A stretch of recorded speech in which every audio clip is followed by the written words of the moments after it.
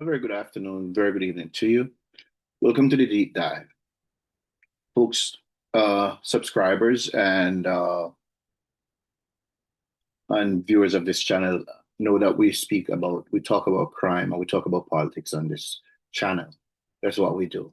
And this year, the start of the 2026 um, year, this is for the first time I'm actually speaking to you about crime in Jamaica or politics in Jamaica. This is so because I've been really busy with other commitments. Now, as is customary, when there is increased police vigilance, which inexorably lead to a higher percentage of police shootings, there is an outcry. Now, there are various agencies that deals with police shootings in Jamaica, or should I say, shootings involving law enforcement agents in our country.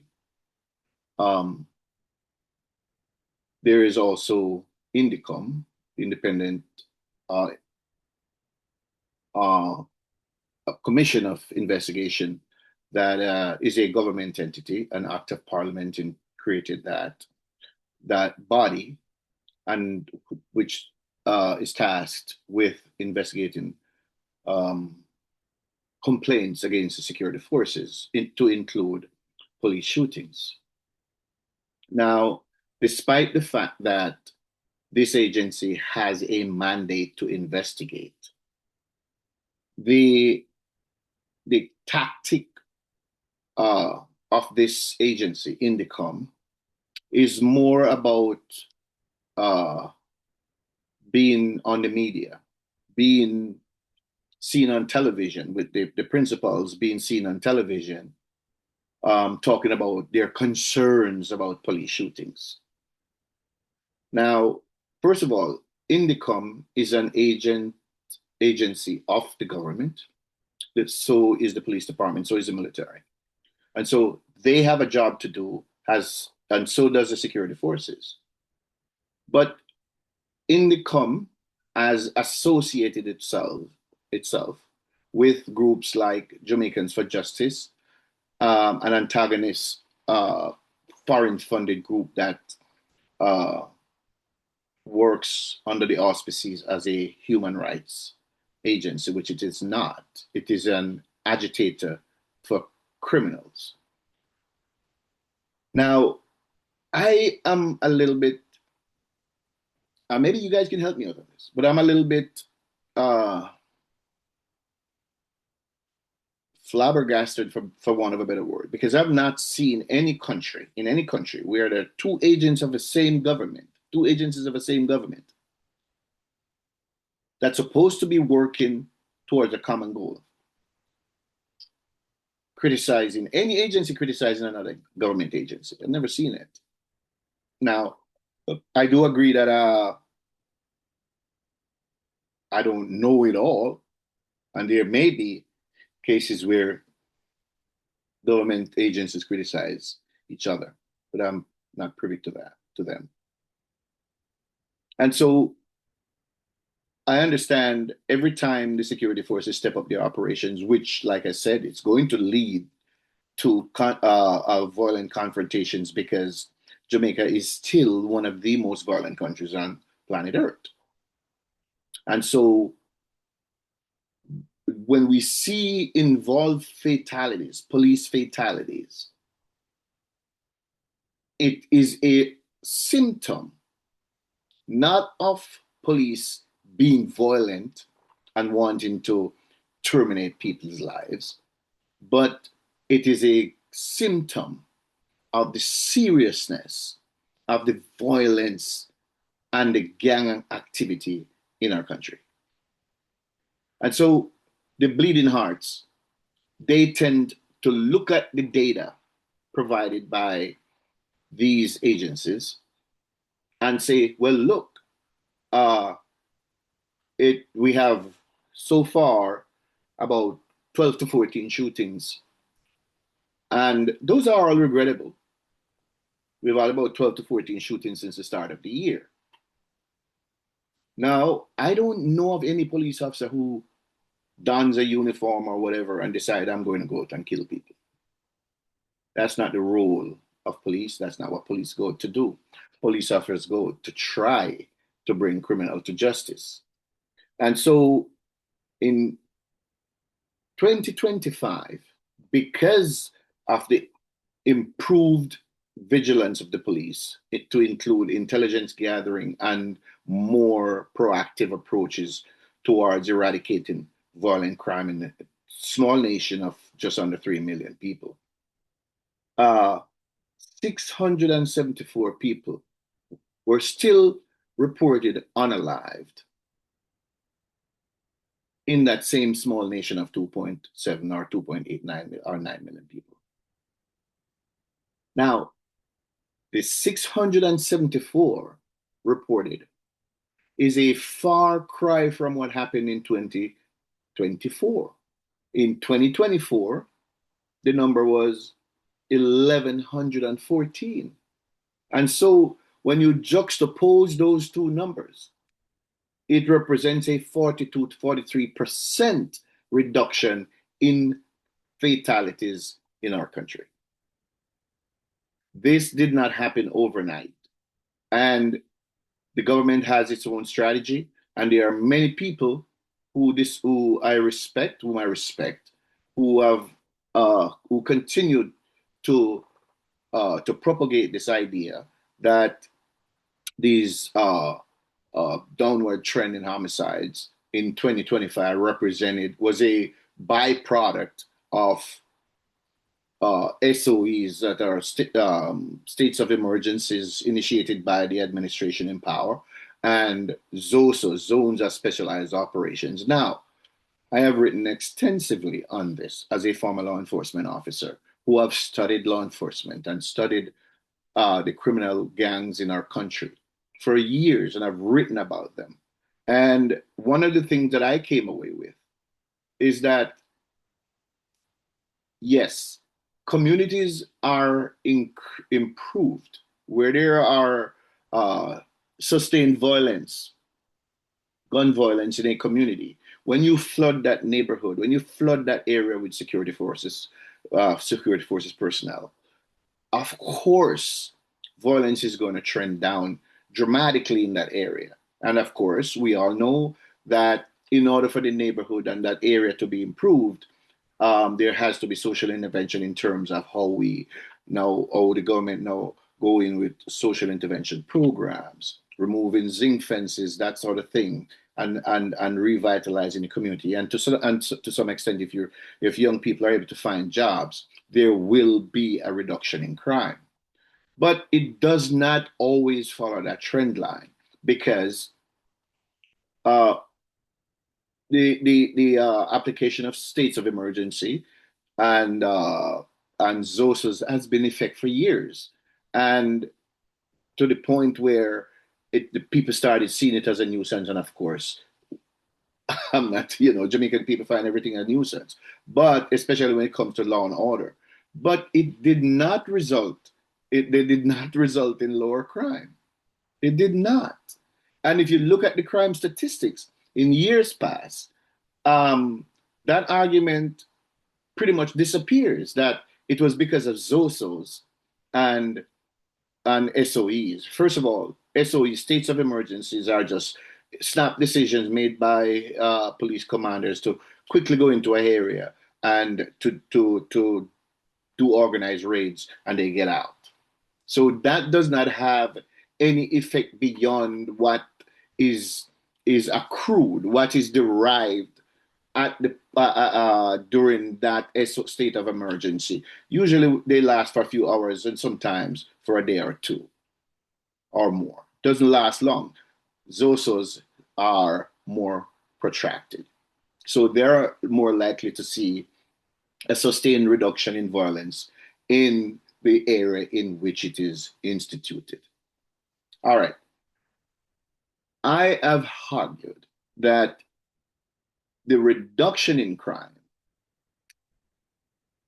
is derived largely from the fact that there has been improvements in the laws. Gun crimes. If you're caught with a gun, you're likely to go to prison now for 10 to 15 years. Homicides. Capital murder, 50 years. Non-capital murder, 40 years. I'll tell you one thing. Jamaican youth, they love freedom. They don't want to go to prison.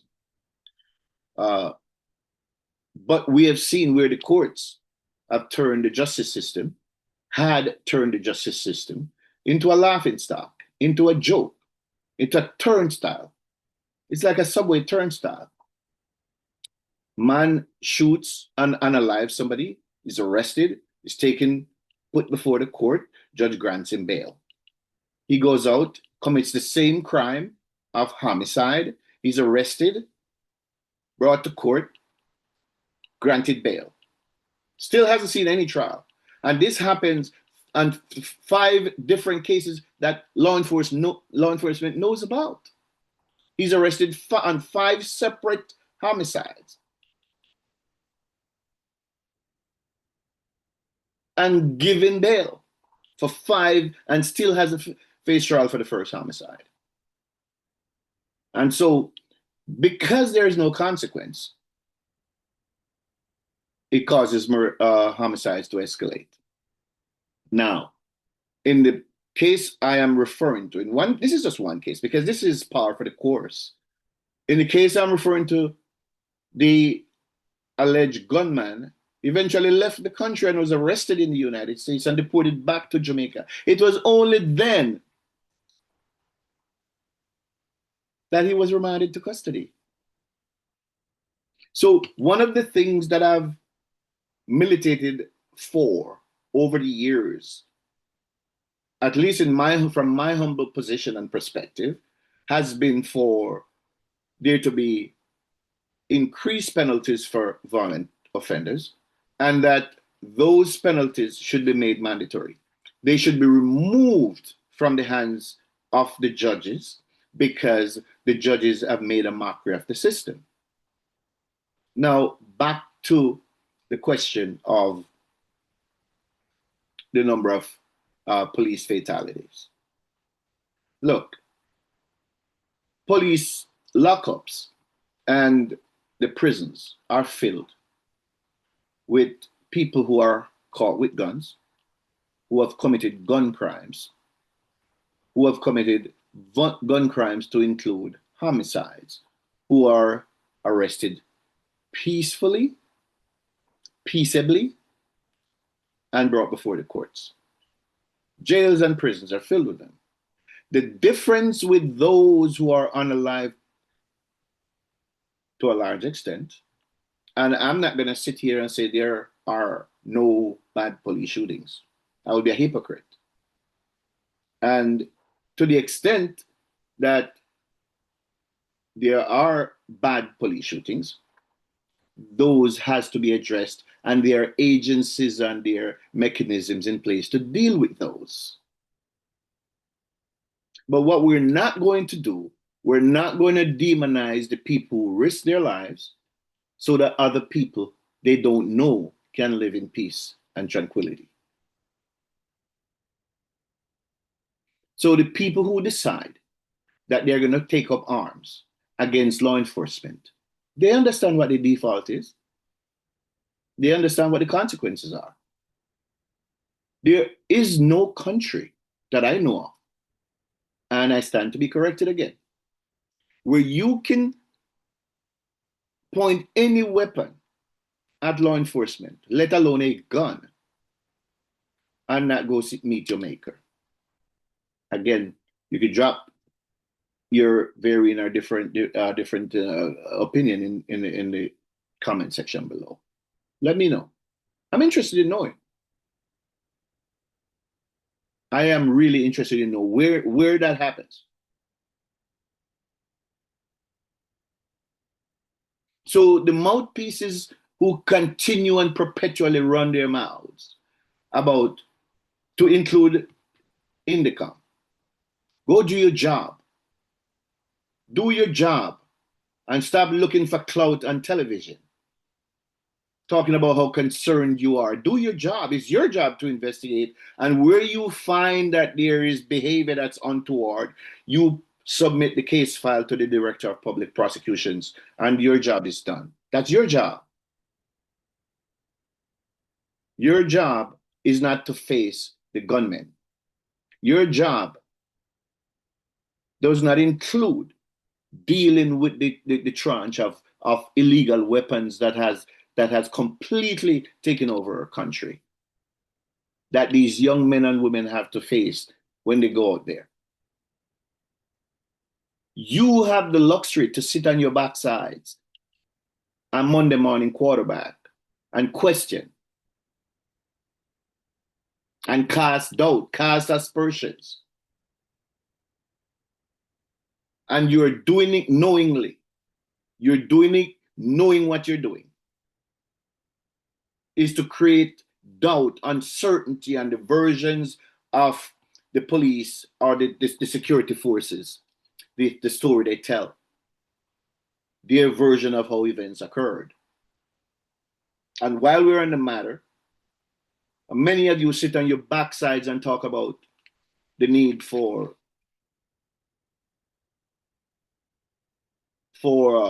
cameras on police officers, as if you know what you're talking about, because most of you don't know nothing. You don't know shit. As if you could just stick a camera on someone and that's it. You understand nothing about how it works, that there has to be a whole infrastructure on the back end to process, maintain, edit, disseminate. There is so much to it that you don't understand, yet you talk. That requires resources. And I don't know of any police officer who in his right mind who wants to do his job correctly, who wouldn't want a body-worn camera. But the reality is, even if every police officer in Jamaica is issued with a body-worn camera, and no matter what the camera says during these confrontations, you Monday morning quarterbacks are going to sit on your asses and you're going to complain that he didn't have to shoot him. He could have shot him in his arm. He could have shot him in his foot. That's what you do. You chat. You run your mouths. You don't know anything. But you get to live in a society made possible by those officers and members of the JDF. That's what you do. You have no thanks. And it's not just people in the ghetto. I'm talking about some of you pontificators from uptown running your mouths. But the most disgusting of all is the Jamaican opposition and the People's National Party, a party of criminals, a party made up of criminals, a political party who has a twice convicted drug mule sitting in our parliament, a party that seeks political mileage out of tragedy,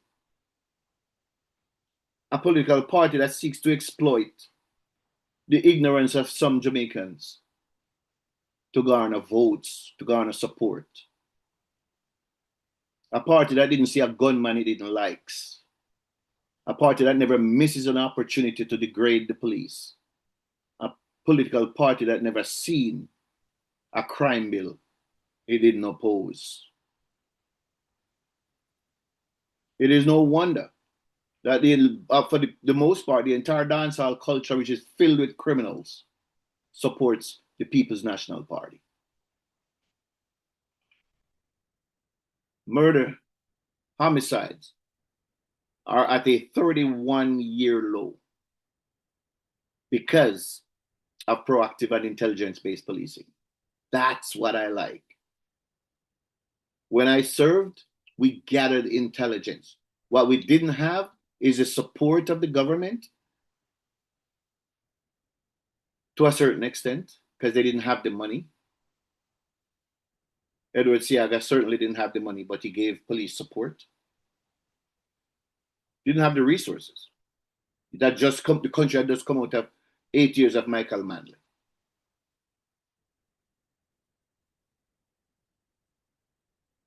And by and large, we did not have an educated police force. We had Bigfoot police, people who got promoted to positions of power based on longevity of service and political allegiances. So we didn't have a good force. And I sometimes lash out at the Jamaica Constabulary Force today because he continued to use this mantra that a force for good. But this force I served in was also a force for good. It just didn't have the right people running it. And it was under-resourced. We were underpaid, understaffed, and unsupported for the most part. So it is a tribute to the present government that it has finally, because this hasn't started, this isn't how the Andrew Holness administration start out. It didn't start out with this gung-ho attitude towards taming this crime monster. And I've said repeatedly, I think his attitude changed. Not that he hadn't made some changes, but I think his attitude changed when the Haitian prime minister met his demise, when the Haitian president met his demise in his own home. I think this brought reality to bear on the prime minister. I've not heard the PNP come out and make any statement in support of the security forces' work. Of course not. Because they ran just late last year, before the election, they ran on high crime in Jamaica and how the government has not done anything about high crime, as if they care. Criminals are in their party. Criminals support them. They're funded by criminals. They have criminals sitting in the parliament. Yeah. Corruption. And I'm not going to get many fans. I'm not going to get a lot of likes for speaking the truth, but it's the truth. The PNP is a party that supports criminals. And as I said today on our social media post, if the PNP was to step forward tomorrow and say, we support the actions of the government unequivocally on the issue of crime, I tell you what, crime would trend even further down because the criminals would know that the game is up, that there's no refuge for them, nobody to run to. So they wouldn't be raising their guns to confront police. No. They would either turn them in or run away from them. But as some posters said, I shouldn't hold my breath. And I won't hold my breath. I never intended to hold my breath.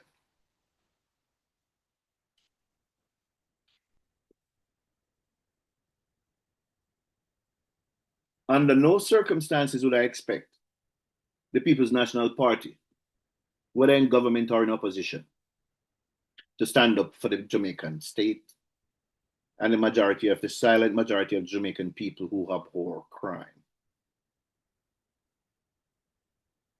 The loudest people in our country are the people who are in support of crime and criminals.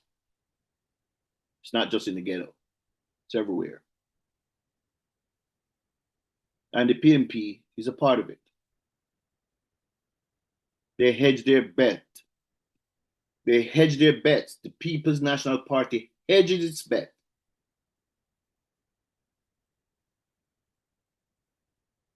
with the design that the masses of the people are going to turn to them because they believe the masses support criminality, because they believe the masses of the people are surviving because of lawlessness. I still don't believe that, because they've lost 3 elections in a row. They have lost 3 consecutive elections in which people turned out to vote, and they voted against them. So that strategy clearly isn't working. But the PNP cannot make a statement in support of law enforcement.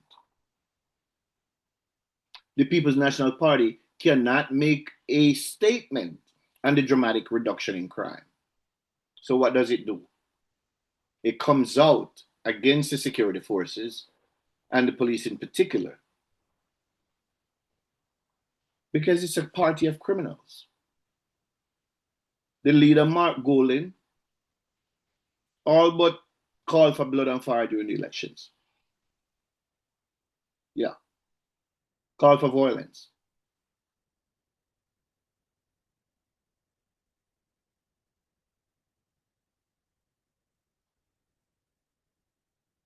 Other members of his cabal who was running for office also called for war.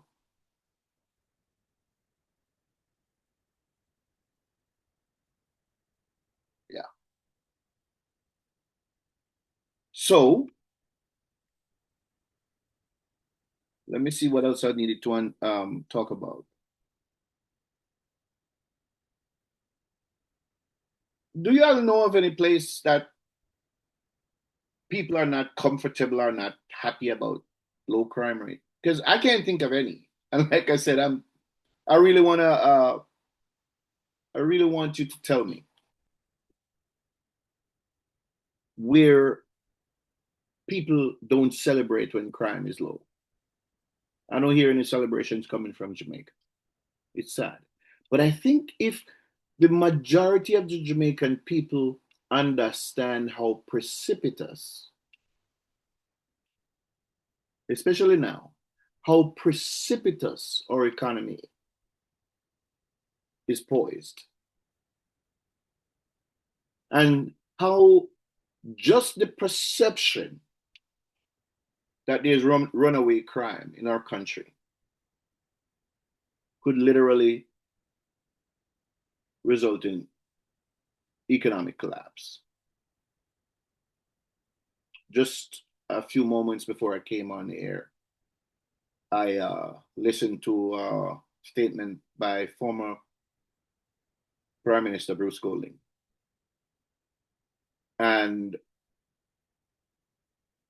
as is almost customary for Golding, Bruce Golding, not Mark Golding, as is customary for former Prime Minister Bruce Golding, he spoke eloquently and intelligently about the diplomatic nature of the Prime Minister's comments regarding the issue of Venezuela. The former Prime Minister lashed out at the United States in his capacity as a private citizen, which he has every right to do.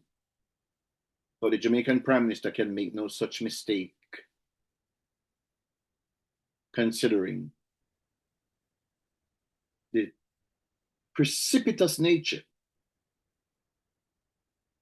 of our tourism product. Our economy is based almost solely on that. 2 pillars. Tourism on one hand, remittance on the other.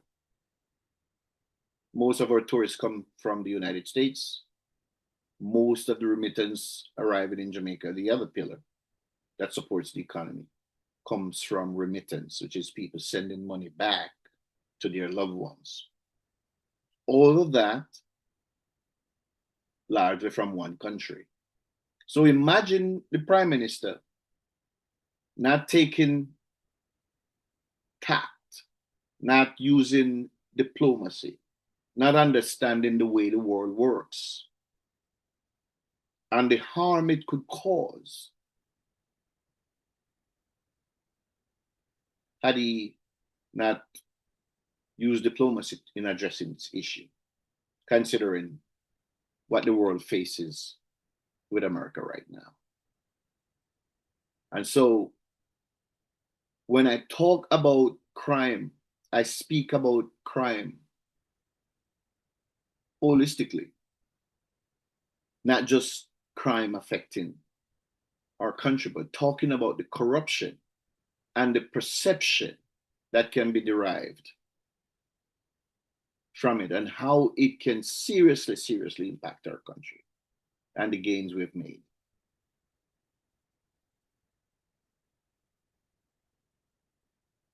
Now, there are people who don't care. Political party that don't care, doesn't care. Because they don't mind the country burning to the ground so they could rule the ashes. They'll rule over the ashes. Because it's all about power. But that's not why I'm here tonight. I'm speaking to you specifically on the question of allowing the police to do their jobs. There are, as I said before, a lot of people in prisons and jails. People who are walking the streets, who had guns, were caught with guns, and somehow the case presented by the police were not airtight, and they are walking. Again, this is Jamaica.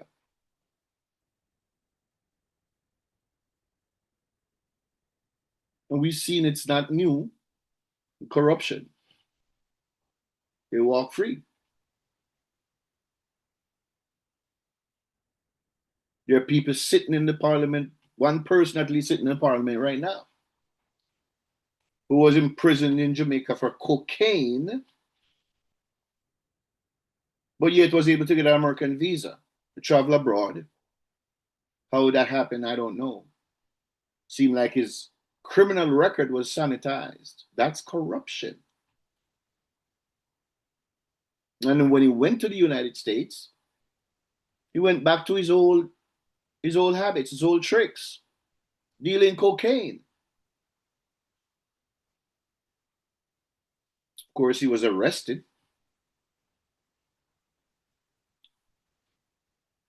arraigned, tried, convicted, imprisoned, eventually paroled, deported, went to school, the intellectual ghetto, studied and became a lawyer, qualified to be a lawyer. Because just passing your exams in law school doesn't qualify you totally to be a lawyer. You have to then be admitted to the bar. In countries like the United States, you have to go sit the state bar exam again. He was admitted to the bar.